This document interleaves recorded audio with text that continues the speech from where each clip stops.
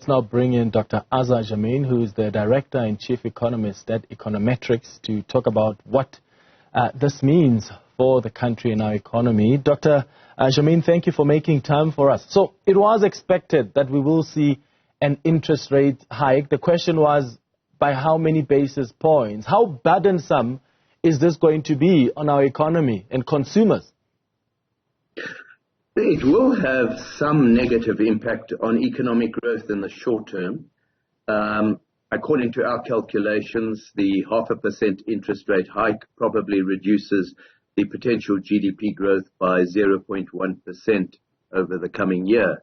But the point that has been made on many occasions by the Reserve Bank and needs to be reiterated, that is a short-term cost. In the longer term, by helping to suppress inflation, it will actually boost economic growth. So, if one looks beyond 2024, the potential impact is now, as a result of this hike in interest rates, could well be positive rather than negative. Yeah. So this recent hike marks the 10th rate hike since the current hike cycle that started in November 2021, and it's totaling now 475 basis points over that period. When are we likely to start seeing some cuts? It's interesting that you should ask that, because for the first time in the last 2-3 years, the Reserve Bank did kind of intimate that there could be room to cut in due course.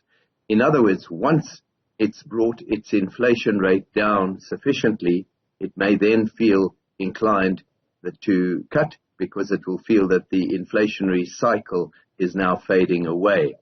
If you look at their forecasts, that those cuts are unlikely to take place in 2023, because their average inflation rate for 2023 is 6.2%, and for next year it's still quite high at 5.5%. So, the earliest that we're looking at is in a year's time. Much, however, that's everything else equal. Much, however, depends on what happens to international commodity prices, especially the price of oil in the interim, and probably even more importantly, what happens to the exchange rate of the rand. Mm-hmm. If the rand remains over 19 rand to the dollar over the next year, then is going to be very little likelihood of a rate cut anytime soon. Mm-hmm. But should the exchange rate rally back to, say, 17 to the dollar, then we may not see any further interest rate increases, and by early next year we could start seeing some decrease. Mm.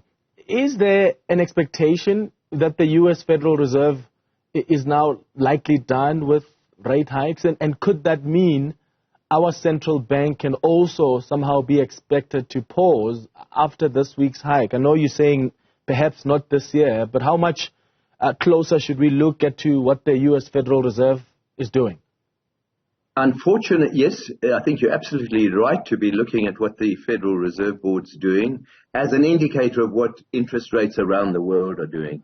And one of the reasons why our Reserve Bank was forced to raise interest rates now was not only because the rand had fallen and food prices were higher, but also because Federal Reserve Board, the Bank of England, the Bank of Australia, the Bank of the European Central Bank, many other central banks of emerging markets had all raised interest rates. So there is a global move to tighten monetary policy to try and squeeze inflation out of the system. The real problem, though, is that we had a couple of weeks ago, it did seem from statements made, including by Federal Reserve Board Chairman Jerome Powell, that the Fed might pause. But in the last week or so, we have seen new figures on inflation in the U.S. that are not so good. And so all of a sudden, in the last week, we've had renewed expectations that the Fed will indeed still increase interest rates over the next month or two. So the rate hiking cycle is definitely not necessarily over. And if the Fed does hike rates again in June and then possibly in July, unfortunately that will put pressure on the Reserve Bank to increase again at the July MPC meeting.